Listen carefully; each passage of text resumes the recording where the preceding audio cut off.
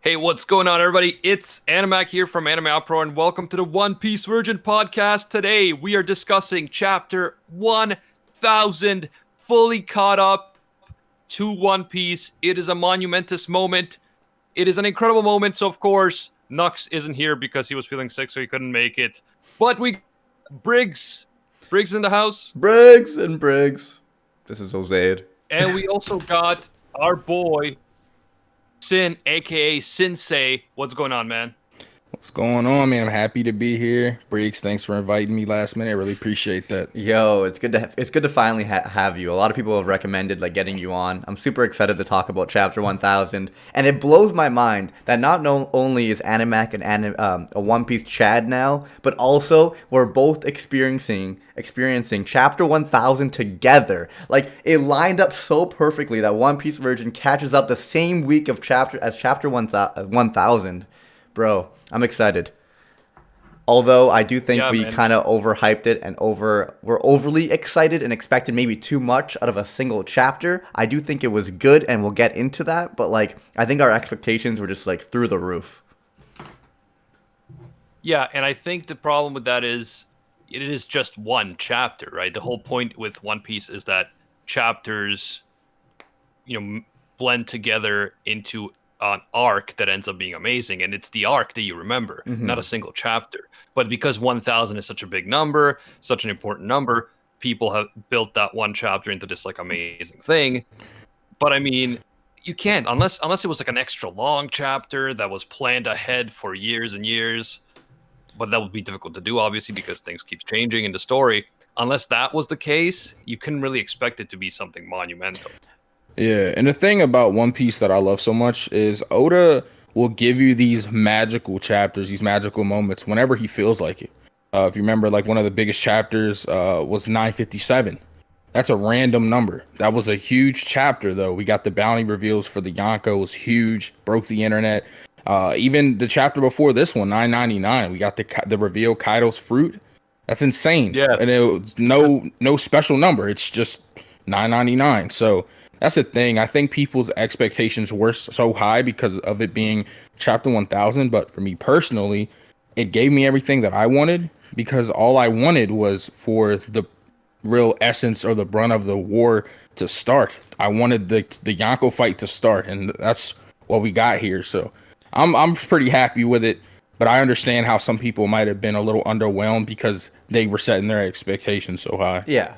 Right, but it was still a very, very awesome chapter. I loved it, and Oda does drop bombs time and time again. It doesn't matter what number it is. So yeah, no, I'm excited to get into talking about Chapter 1000. The only thing about this chapter that I would have liked, only because it's 1000, is maybe get another big hint about the Void Century, Joy Boy, the One Piece, something like that thrown in, just kind of as fan service. I mean, to mark the number 1000. He did give us a little bit of a taste, we really got nothing, but we did, obviously we're going to talk about it when we talk about Chapter 1000, but it wasn't only focused on what was happening in Wano. We got, Oden's logbook and a little bit of a flashback with Ace, and you could create theories out of that stuff. There's little hints thrown in there. Yeah, definitely a lot of foreshadowing for sure. The big thing that everyone's been talking about, and I'm sure we'll talk about it some more, like you said, was what Luffy said to Sabo and Ace, and what did Roger say? What is their actual dream? Ooh, yeah, that's right. That's a big thing that's been going on in the One Piece community, and a bunch of streams I've been in talking to my peers. That's the big thing everyone's wondering about. So I'm excited to see what he said. Yeah, because the journal is definitely the big tease from this chapter, but it's just a tease, right? It wasn't a reveal, or so. The reveal is coming, so it was set up, but not within this chapter. So I think with this chapter, Oda was really should I make this chapter super special, even if that maybe takes away from the flow of the story that I have in mind? And I think in the end, he decided, in order to do the story the way I want to, I have to make this chapter the way it is. Because if he wanted to make it extra special, it just wouldn't fit into the plan that he has. And I mean, that makes sense, because if you think about it, when you're writing a long story like this one, it is incredibly difficult to plan ahead hundreds of chapters ahead and say, okay, in chapter 1000, I'm going to do exactly this, and then everything else will perfectly lead up to that before I've even written it. It just doesn't work that way. Yeah, he could have an idea of that he wants to do something 100 chapters later. Like Oda's like a master of foreshadowing, but you don't know when it's gonna drop. Like I remember Animac for the novel that he was writing was like, yeah, we'll introduce Nux at chapter 4. 17 chapters later, or however many it actually was. Yeah, exactly, and that's how I can actually relate to it, because as a writer myself, not a mangaka, but a writer in terms of stories, yeah, you have in your mind an outline of what you want to happen, but once you actually go through the story, it ends up being a lot longer, and there end up being a lot more steps than you realize when you're just thinking about it in a general way. Mm-hmm. All right, I think we start off at the beginning of the chapter, Mac. We've been doing the One Piece version this entire time, just going through it from the beginning. Yes. Yeah, so the chapter is called Straw Hat Luffy, which I think is a very interesting name for a chapter, because Straw Hat Luffy has been our boy from the beginning, and then this chapter is called Straw Hat Luffy, and it's chapter 1000. So, it's nostalgic and meaningful at the same time.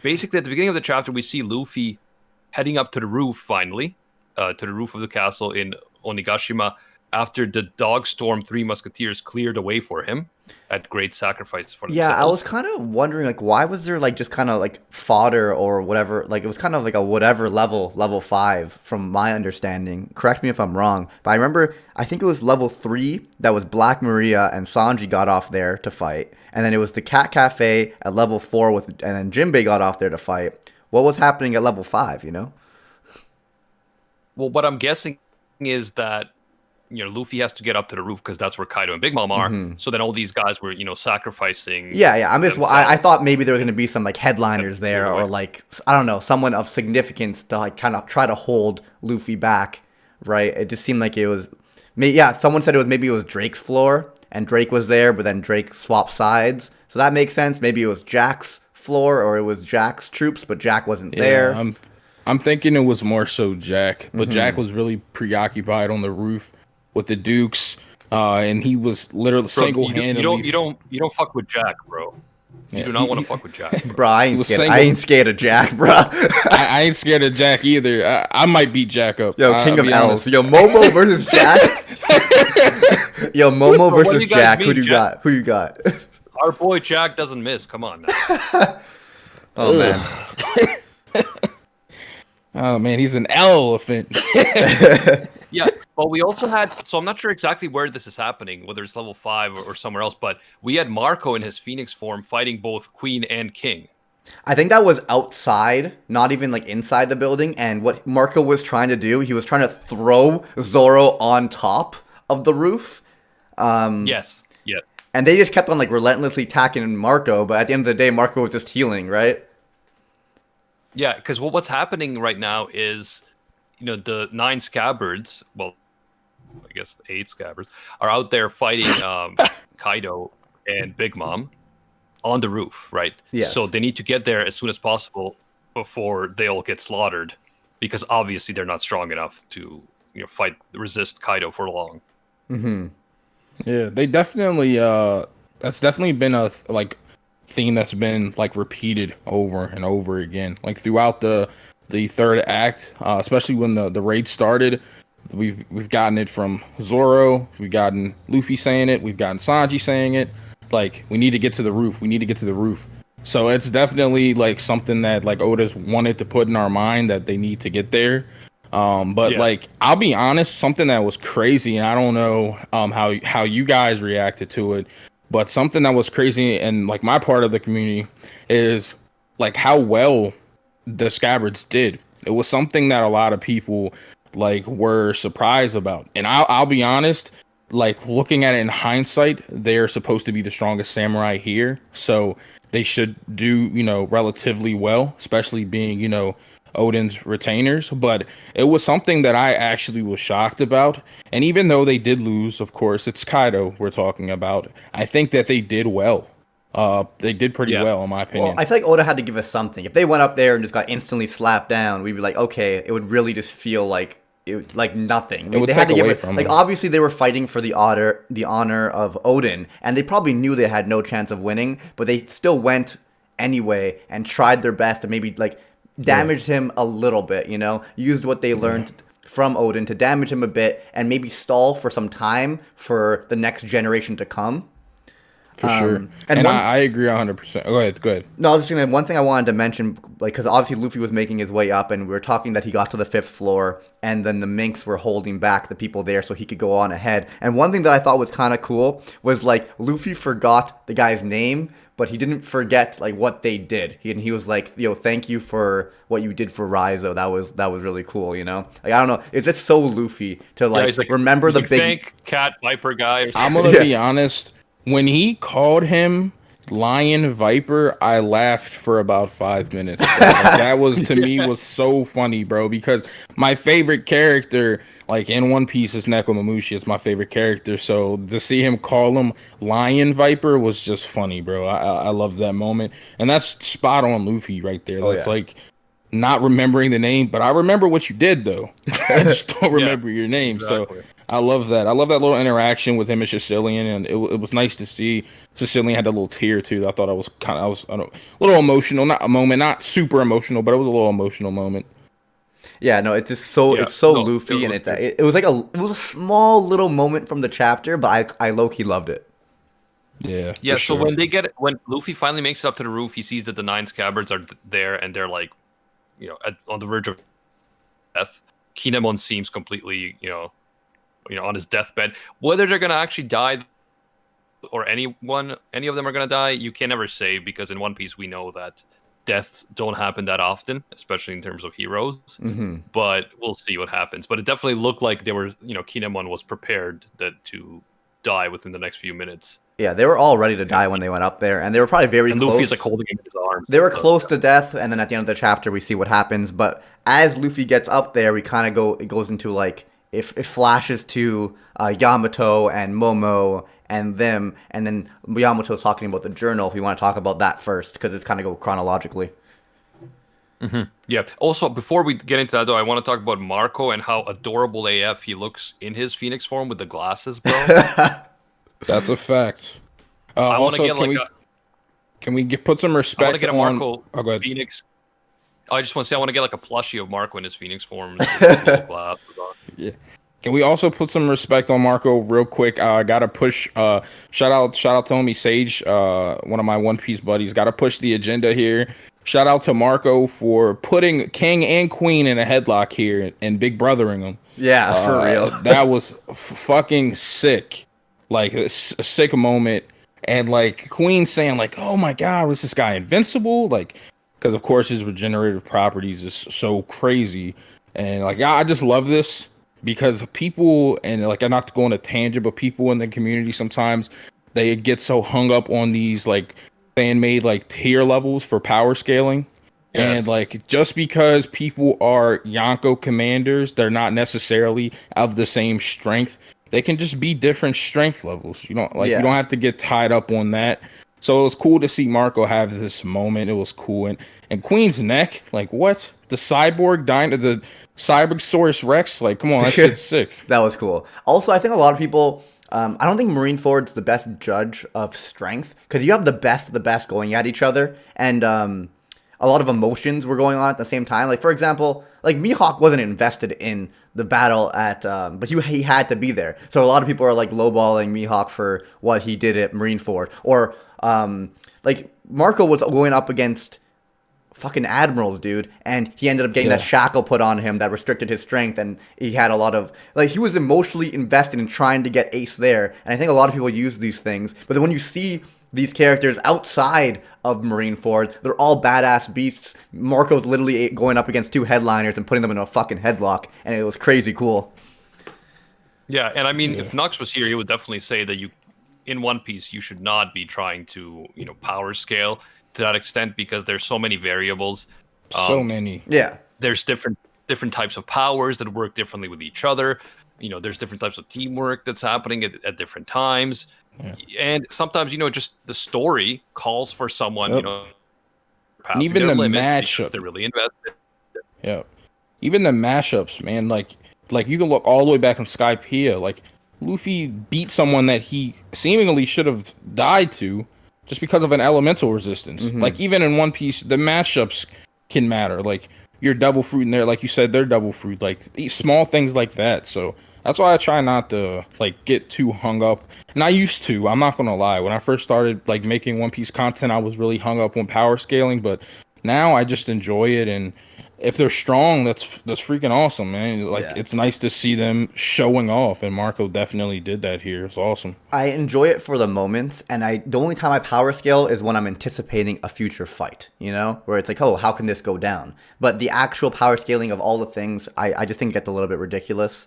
For example, Luffy got bodied the first time against Kaido, and now he's able to slap him. Like, not slap him, obviously Kaido's going to get back up, and it's going to be an insane battle, and I'm sure Luffy's going to be close to death by the end of it. I'm just saying, like, even something as small as being emotionally invested, like, Luffy thought that his crew may have died the first time. So he went out there, and we all know emotion affects hockey. So and he wasn't thinking clearly. Being calm is an important factor as well. So something as small as that. And then you had Luffy learning Ryo, and it was just a different mindset than he went into this end of chapter with. And even something as small as that makes a difference, you know? For sure. Yeah. Anyway, sure. we got to talk about the journal. I think Larp the Fist dropped the 100. Yo, Briggs, can you hear me? Oh, yeah. Yo, shit. Goddamn. Larp the Fist. Sorry, I think Animac might be cutting out. Larp the Fist dropped. What happened? Yeah, for me, you were cutting out, so I don't know who's who. Fucking Discord, man. We gotta go back to Hangouts. Larp the Fist, thank you so much for the $100 dono. For whatever reason, I don't know if the alert didn't pop up, but it is there on the screen right now. Thank you so much, boys. $100. Let's go, big balling. Oh yeah. My bro thank got you so much. Can you guys hear me now? Yes. Yeah. My bro got that stimmy, bro. He got the stimmy. Basically, guys, the internet that I use called Kojiko has been down in Ontario today. So if there is issues with the connection, I apologize. But yeah, it's basically been down for everyone. Rip. It's all good. Yeah, you were cutting out a little bit, but not now though. You sound way better. I think it goes in and out. I don't know, Briggs. Do you use Kojiko? I do not. I'm a bellboy. Yes. So you might be. You guys are both Canadian. Oh yeah. Yeah. Oh wow, I didn't know that. Yeah, so is Nux actually. We're there was three like Canadian boys on a podcast. There was like a big announcement from Kojiko, like the company saying, "Oh, our internet's been down and all this stuff." So it's like, you know how it is. Bad timing, but well, what can you do? It's honestly not too bad. It was just very brief moments. Anyway, giving people a heads up. I was gonna, for sure. I wanted to speak real quick on what you said though, Briggs, about the emotion thing. That's definitely like 100% true. I just talked about this a little bit recently. If you notice, like throughout One Piece, anytime Luffy feels like his crew is in danger or that he can't protect him, he finds a way to advance himself. Whether that was during Enies Lobby with Gear 2nd, his Gear 3rd attacks, when he was after the whole Sabaody incident, and after Marineford and stuff. Like when he feels like he can't protect, he tries to advance himself. And the same thing happened here. He like seemingly, like you said, seen his crew like disintegrate in front of his eyes, and then right after he finds out, of course, they're alive and stuff, but right after this, when he goes to Udon, his whole mindset is, okay, I'm about to train to become stronger to defeat this person. It's like every time he feels like I'm not good enough or I can't protect my crew, he always advances himself, whether it's through training or like just finding out some new techniques. So I think the piggyback what you were saying, he is like serious about this. Like he's coming here to really defeat this guy. Like it's not a game to him.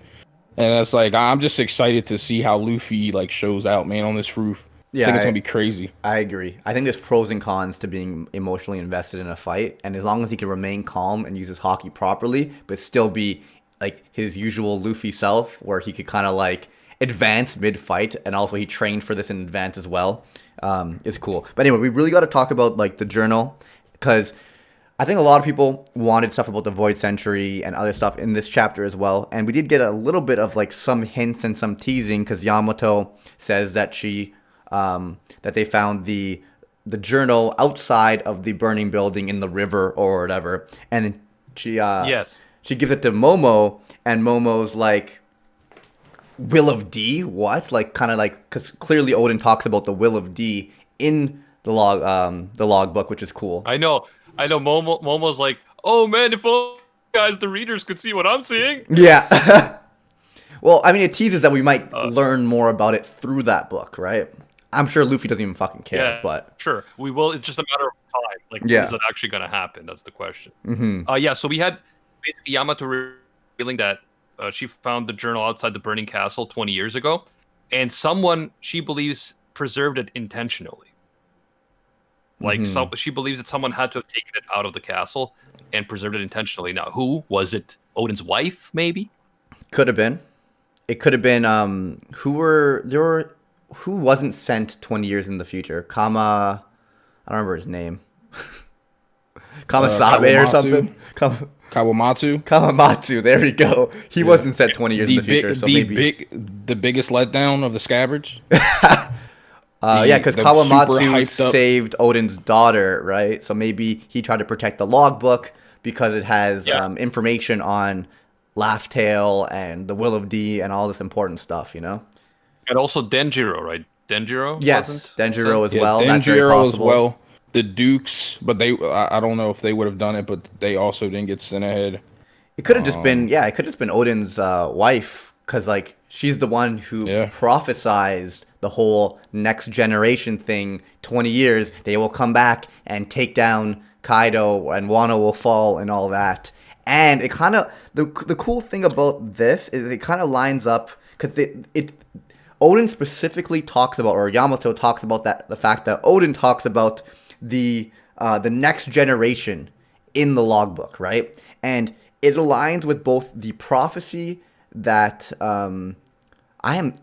is it Lady Toki?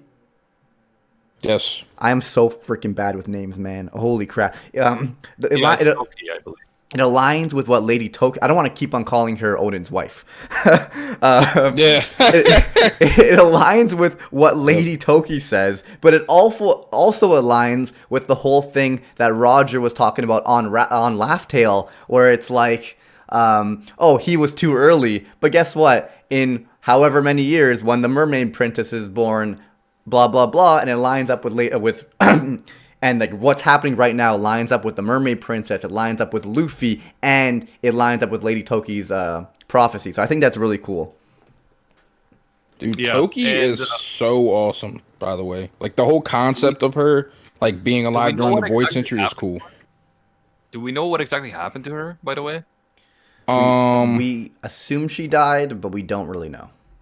Yeah, because if you don't see someone die in the body in One Piece, you should never assume they're dead. Mm-hmm. Yeah. I'm not even confident about Oden, even though I am confident about Oden. It's like the only three people you really know died are like Whitebeard, Ace, and Oden, because you see it happen. And Roger. Yeah. Well, they said she died during the destruction of the castle, but that's just could be hearsay. We don't actually see her die, so I mean, who knows? Think about it. If they had a body, they would have definitely buried it somewhere special. Even if they did so in secret, they would have revered her, as the Shogun's wife. So I don't think that's settled at all. Mm-hmm. Well, they assumed that the people that were sent to the future died as well, right? So yeah, because who knows? Maybe she ended up going further into the future. We don't know how her devil fruit works, right? So maybe she tried to go into the same future and ended up further into the future, or maybe she didn't go to the future but survived some other way and she's doing some other things. Like, we don't know a lot of. I'm devil sure fruit and what the specifications of her devil fruit. Given that it's a devil fruit that deals with time travel, there must be limitations and restrictions of some sort. I think it's a slippery slope when you bring time travel into an anime or a manga, and I think Oda is doing it well so far. So yeah, just a slippery slope. It's probably better if she remains kind of killed off, but if Oda does bring her back in some way, there needs to be some sort of limitation as to why she wasn't brought into the present with the rest of them. That's why I said, like, she's such... Oh, go ahead. Sorry. No, I was just gonna say, go ahead, finish that because I was gonna move on to something else. Yeah, I was just saying, like, it's just that's why I said it's such a cool concept of her and her ability, but she definitely needs some sort of limitations if she came back to the story, because she's basically a cheat code, like. Yeah, yeah, for sure. So what I was gonna say is that I think basically the big point of this chapter is that it's all aligning, like all these prophecies and things are aligning for Luffy as the top candidate for the next Pirate King, because Oden's journal seems to have predicted this entire situation, the new generation arriving to the new world and setting all this stuff up and eventually defeating Kaido, which is now the Kaido battle is happening, right? So it's all falling into place. And even Ace, we see that Ace, when he was talking to Yamato, he mentioned his brother Luffy would one day become the Pirate King, or implied it. So wait, Adamak, one thing, dude. So Synsei mentioned this earlier, and it's something the whole community is kind of talking about, and it's really interesting because Ace and Yamato have this flashback conversation, and it's like when Roger said what he wanted to become, it cut off, and it just shows Oden and Whitebeard laughing, right, or whatever, or Oden impressed and Whitebeard laughing. And when you go back to Luffy talking about what he wants to become on a single flashback in front of Sabo and Ace, it doesn't show what he says, and then it shows Sabo and Ace laughing. And then in this convo as well, it's implied, and I think most people are going to assume, oh, it's just they want to say they're going to become the Pirate King, right? But it's the same conversation where it was cut off with Ace and Yamato, what Ace said, and he was just like, no, don't laugh, or whatever he actually says, but it was cut off again. And I think it's just like, why would Oda do that 3 times if it wasn't something? Ace, go ahead. Yeah, well, Ace also said this. This isn't. I feel like is like one of the key like statements. He says you don't. When he says you don't hear that, forget about it. Anyway, don't laugh at that. Me and Sabo won't allow it. That's at the end of my little brother's dream. So if Luffy's like a big initial dream is to be the Pirate King, he's saying this was at the end of his dream. So this might be what he plans to accomplish after he becomes Pirate King. Yeah, and it's so like I think. There's no way Oda intentionally 3 times cut it off if it was just he wants to be the Pirate King, you know? It's got to be something more. At the very end of the chapter, Luffy does say, I am Monkey D. Luffy, and I'm the man who will surpass you to be the king of the pirates. So yes. He does say that. Of course, that's his goal. He said that time and time again throughout One Piece. I'm just saying it's just really interesting. And I actually didn't even pick up on it when I read it. I fucking skim read, bro. But this hearing the all these people in the community talk about it, and it was just so cool. And there was like 3 times that Oda chose to not say what Luffy said, or what Roger said, or what Ace said that Luffy's goal is. It's like there's no. I mean, it's very possible it's just the Pirate King, or like to be the freest man in the world or something. It's just interesting, you know. Like there might be more. There might be more. If it's related to the world government or something, like I feel like Luffy doesn't necessarily think in terms of politics. Right? So would Luffy really be like, I want to be the ruler of the world instead of the world government? Luffy is such a carefree guy. I don't even think Luffy would be the type of person to be like, let's overthrow the world government, or like let's get rid of the Marines or something. There's no way he would be like that, especially at such a young age when he had said it. I could see maybe Roger saying that, you know, or fucking Dragon. What I think, and what a lot of people seem to think, is that Luffy, like his dream besides being the Pirate King is like absolute freedom. And that he wants to create absolute freedom for everyone in the world. He wants everyone to be free. Like that's what a lot of people think it may be. And that's something that he plans to accomplish, which makes a lot of sense because you hear that and on paper, you're like, no way can he make everyone in One Piece free. And maybe that's why Sabo and Ace laughed at him, because it's such an outlandish dream to have.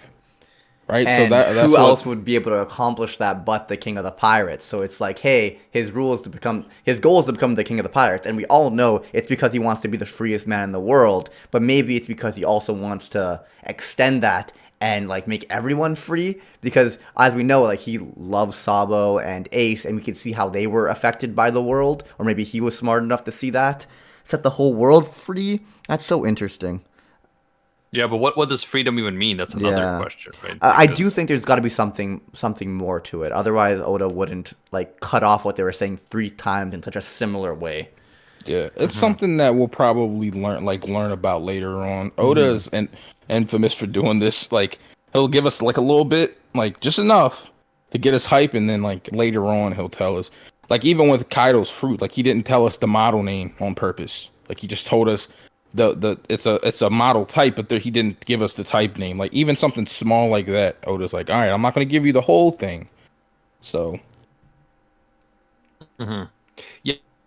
The one thing again that I'm really seeing here is that prophecy, right? The prophecy keeps coming up, whether it's the Toki thing in 20 years or the thing that they saw on Laugh Tale with Shirahoshi not returning until 20 years later, and then Oden talking about the new generation coming to the new world and defeating Kaido in 20 years.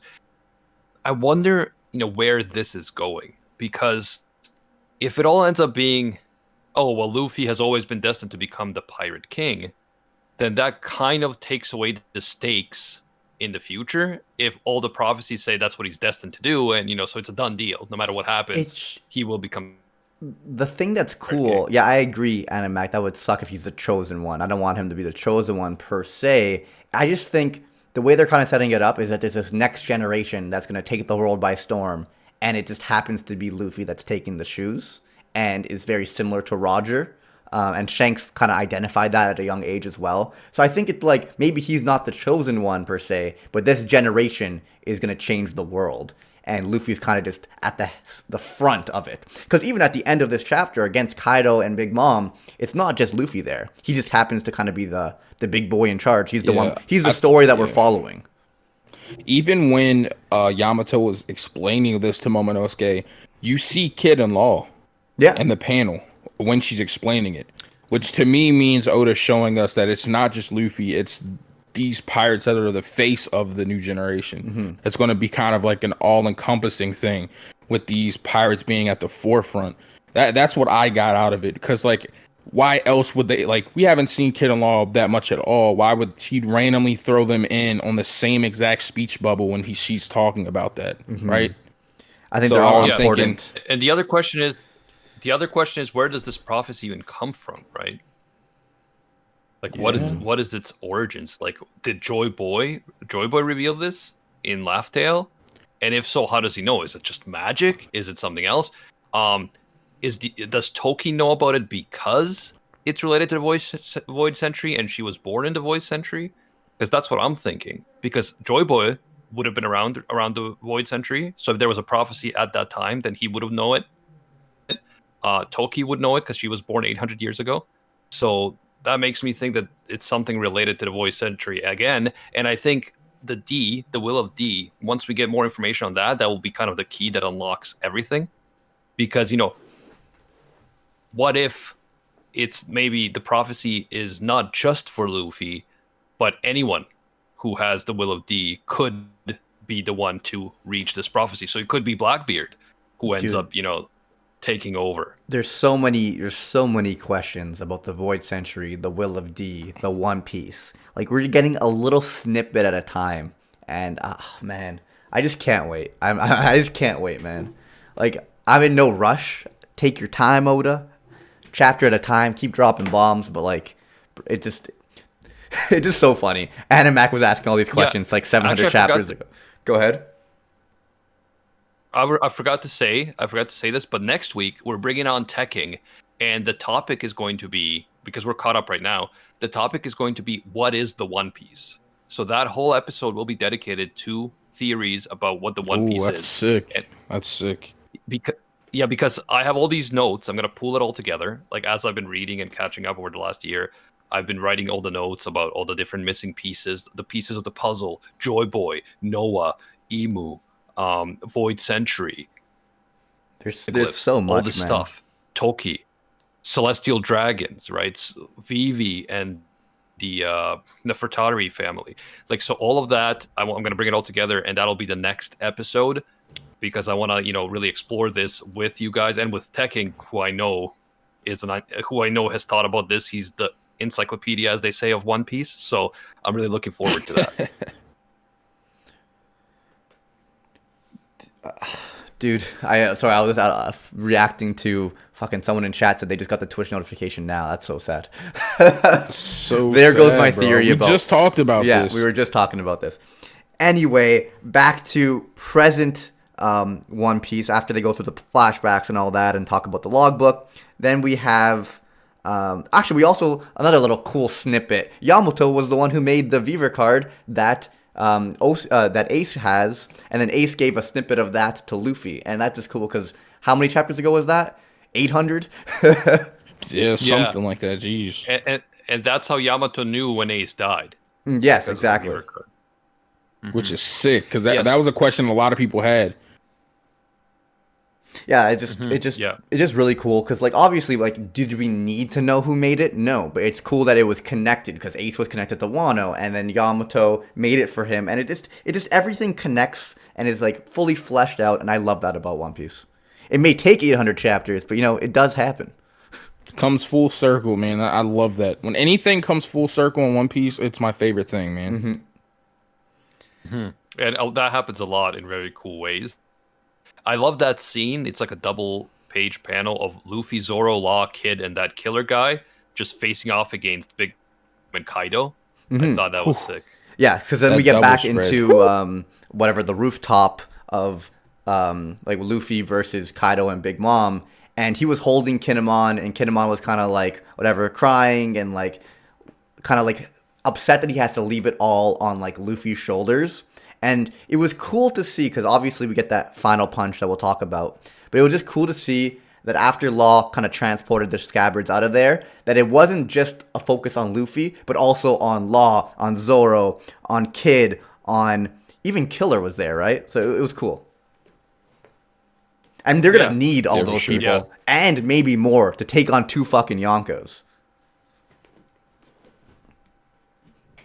Yeah, man, it's going to be crazy. I don't know what's going to happen. Because if you look at right now what's going on, it's all well and good. But you have Kaido and Big Mom there. Like, that is insane. Yes, because Kaido and Big Mom haven't really done much yet in terms of the big fight, right? No. They've just been kind of on the roof. They've all been about, like, fish devil fruits and shit. Big Mom's been waiting for Luffy. Kaido's kind of been dealing with the whole scabbard thing. But now, like... It's gonna happen. Like we're here. I don't know if we're going straight into it next chapter, but we're here though, and that's all that matters to me. And I'm just ready to see how these supernova like face off against these Yonko, man. It's gonna be crazy. And we get the big... and I think sorry, go ahead. You had a point that I think you had the point, Briggs, that someone else might show up here. I think it might not be enough. I think it's going. Oh, for sure, bro. I have not a theory, but I think it'd just be cool if like they kind of bring down the building, like what happened with Arlong Park, but they're all on top and like they're like fighting through the floors, and Marco gets in the mix, the headliners are in the mix, and it just turns into an all-out freaking battlefield. Like I do think it's just gonna be absolute chaos. There's no way it's just gonna stay up there. And at some point, Luffy's dad, Dragon, has to do something. So, is he going to do something in Wano finally? Or is maybe Blackbeard going to show up? Because, who knows? Maybe Blackbeard actually wants to take out Kaido and Big Mom too. So he ends up on the side of Luffy and the gang temporarily. I really don't think Dragon will show up because he's like a revolutionary. He's more against the world government and the Marines, not so much other Yonko. Yeah. Blackbeard's a possibility. Yeah, I think the revolutionaries are definitely focused on whatever they saw in the newspaper regarding Sabo. I feel like that's what they're doing right now, that's probably what they're going to focus on for now. Blackbeard definitely did say, if the Marines are going to take it, then we should get on the move. So I don't know what he meant by that. That's something that we've all kind of been talking about too. Is he going to go to Whole Cake Island? Is he going to go to Alabasta? To try to get an ancient weapon or information on that? Is he going to come to Wano? Like there's so many possibilities with him because he's really it's crazy because when I think of Shanks and Blackbeard, they're like so far apart, but they both are very meticulous on what they do. And like they're very like you can tell like when they make moves, it's thought out, right? So like Blackbeard is one of those people where you're like you really never know what he's going to do.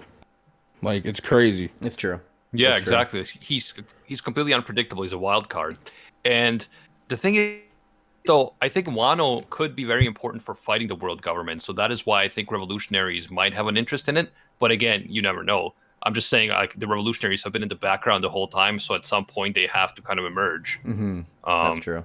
Depending on how far in the story you think, because we could have another 500 chapters to go. I think we have another 500 chapters to go. I think I may have overestimated, but my guess was 1700, and I'm gonna stick with it. But I think 1500 would make more sense, to be honest. Because you still need a whole fucking war, man. It's got to be a world government versus like this is just one like this is still just Wano. There's got to be Laugh Tale and. To me, this does feel like 2/3 in, personally, but we'll see. Yeah, I think that's fair.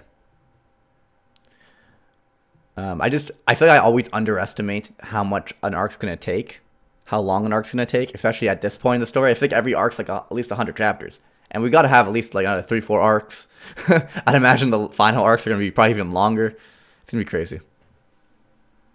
And when there's money to be made, if when there's money to be made, I'm sure they're gonna fucking like just keep it going. I like how people in the chat are using that 5-year thing Oda said as if like that can be taken as serious. Yeah, for real. Like, I'm pretty sure he's said many times what his predictions were, and it just always ends up taking longer because he is writing a whole world story. Like he's fleshing out everything, you know. He's trying. This is his child, right? So he's not going to end it until he's like content with it, right? And who knows? That could take way longer than 5 years. You know, he could get to 5 years and be like, I just can't end it yet. It's not where I want it to be. Because this is his legacy, right? Because he plans on afterwards, like, you know, relaxing the rest of his life. So he wants to leave.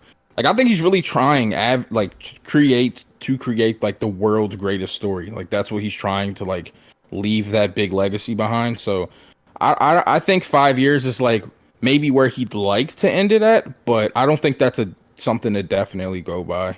Yeah. Yeah, my guess is 1500 chapters. I think that's very fair. Guess, so we'll see. And then we get the big punch, which is a great way to kind of end off chapter 1000. It got me. I still at this point, after 1,000 chapters, seeing Luffy fucking punch someone. Every time, man. Every time it's like, yo, let's go. It's the same thing. But yeah, no, it was really fucking cool, and I honestly didn't expect it from chapter 1000. And this is called Red Rock, R-O-C. Yeah, I swear it was like, so he combined the Ryo, which was the hockey he learned in the prison, which with a Gear 3rd, like elephant hockey, but also, if you remember the attack he used in Dressrosa and in Fishman Island, I think it was called Red Rocket. Is that what you said? Nah, it's called Red Hawk. He used it against Odie Jones. Yes, Red Hawk, which is kind of like a little bit of a throwback to his brother as well. And it always, like, I've talked about this in the past. It's like I've always been curious how he even uses that. But I guess it's kind of similar to Sanji's Diablo Jambe. They're able to generate fire in some way. Or heat in some way, maybe through friction. I honestly don't even know. We need fucking Tekken for that shit. Yeah, that's how Sanji makes his. It's friction. Yes, exactly. That's why I assume. I don't know about Luffy's, but I would assume it would probably be similar. It's probably similar, right? So he combined a bunch of things to punch Kaido, and it was so fucking impactful, man. And you could tell this time like last time he punched him, he was able to slam him to the ground, but it didn't do damage, and this time it could. And I think the key factor was the Ryo that he learned, and he used Red Rock, which is like a higher, a larger attack. So Chad pointed this out, and I googled it, and on Wikipedia it says that a roc, R-O-C, is a legendary bird of prey from the Middle East. Yep. That's interesting. Yeah. Yeah, so I mean, that's what people were saying. There was like some theory that got brought up about like some ancient bird too. And like I don't know, I'm not like super familiar with the theory, so I won't try to explain it. But maybe someone in the chat can explain it or point us in the right direction. But I seen it, it was really cool. And They seem to think it has something to do with that. There was some source, but again, I don't know. So I don't want to misquote anyone. But super cool theory anyway. But I think I just looked it up too, Briggs. Like the Red Hawk he uses hockey and his friction, yeah, of like it basically moves so fast that it catches on fire. That's so you're crazy. Right. Yeah, Friction, which is it's super crazy. Like that you could like he could construct his muscles and stuff so like fast that it could make fire. That's fucking sick. It's got to be the Rio though that made it actually do damage, you know? Oh yeah, for sure. Even Big Mom was like, "How did you get punched like that?" Like she's shocked because you remember he hit her in the whole cake and she just ate that. Like that was nothing. And like so for her to see him hit Kaido like this and to be shocked by it, it did some damage. And for what you said earlier, I meant to bring this up. Me and Tekken talked about this on our collab today. We were talking about there was a like a floor underneath him, and when he hits Kaido, Tekken brought up that it seemed the floor shattered, so Kaido might fall down. Really?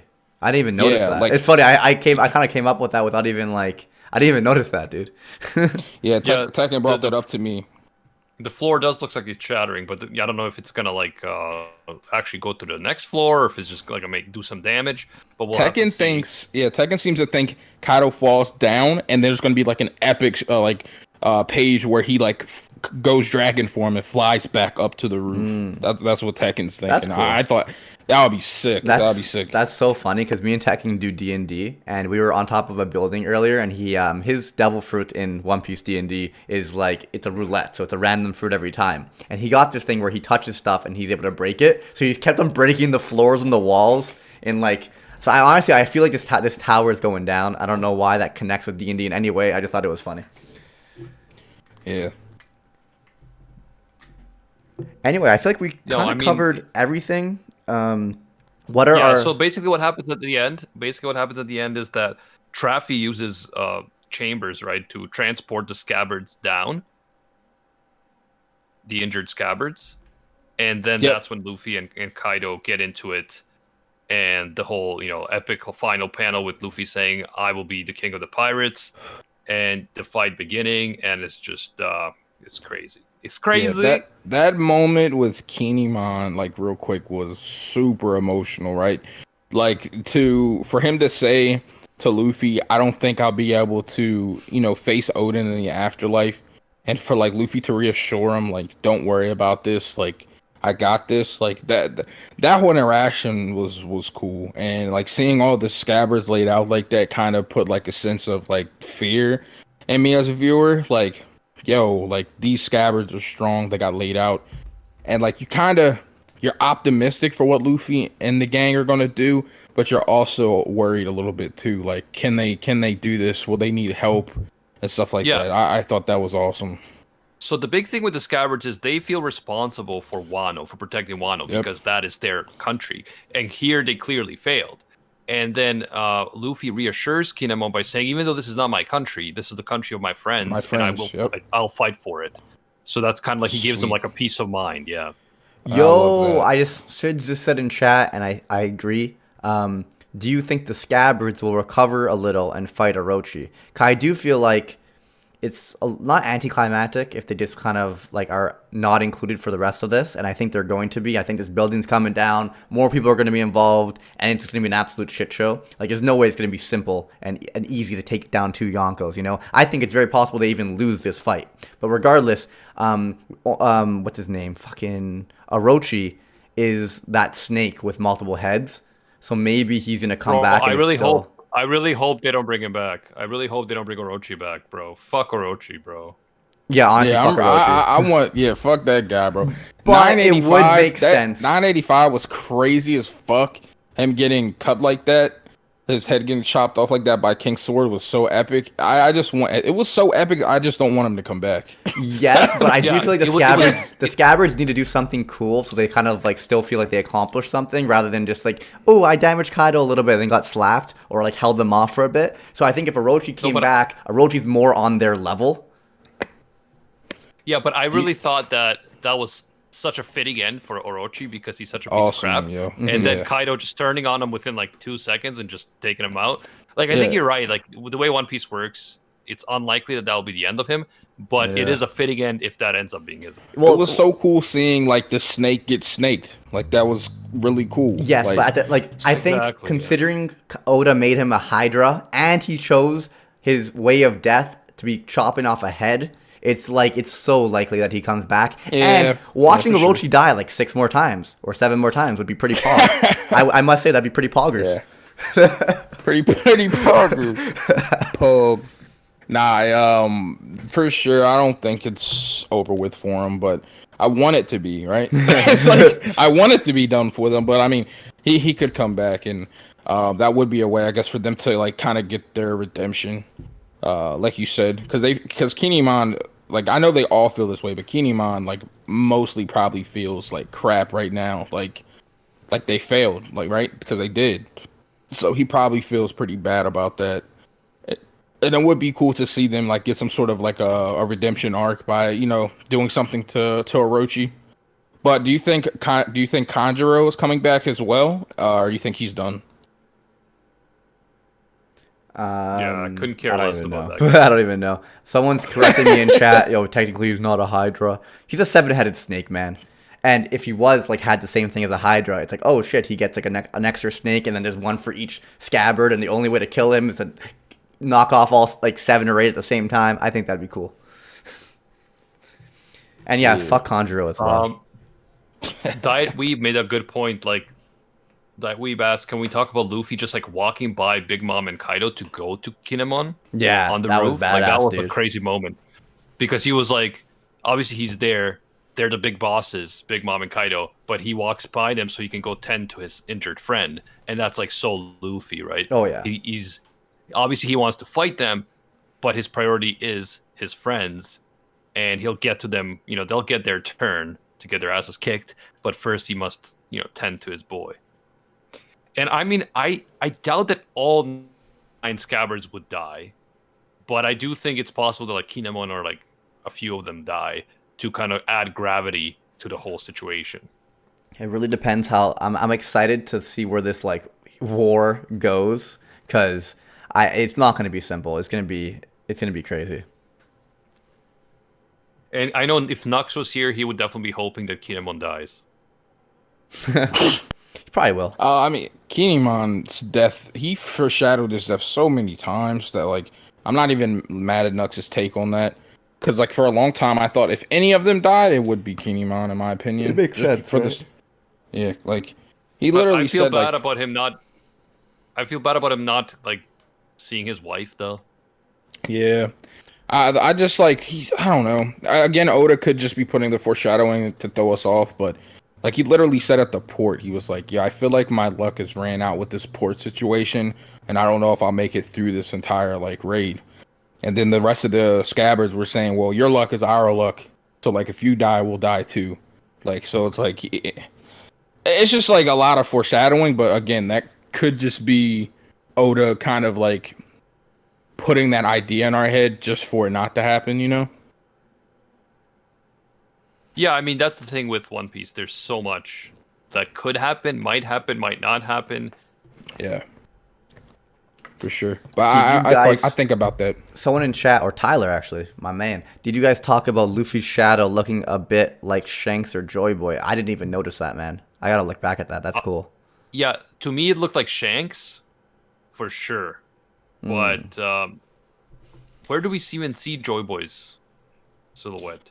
I'm thinking me personally that it's supposed to be Roger, and I say that because of how Kaido and Big Mom are looking at him, because like the silhouette I think is like showing us that they see the Pirate King in him, because other times, and why I say that is because before Big Mom in the beginning of this roof situation says, yeah, you won't believe what he said to me before, what he wanted to be, talking about him saying he's going to be Pirate King and laughing it off. But now when he says it this time, they are actually like, they believe it. And I think they're shocked. And I think it's supposed to be Roger. That's my opinion. Like, I think that's like them seeing that, like, he's serious this time. It's not a joke. That's just my take on it. Yeah, for sure. And I don't think we have anything really on Joy Boy's appearance. Like, because I went to the wiki, the One Piece wiki, and they don't have an image of him. So I don't know. I don't think we've actually seen anything reliable about Joy Boy. Yeah, for sure. And I don't think that Kaido and Big Mom would know what Joy Boy looks like. He was alive way too long ago.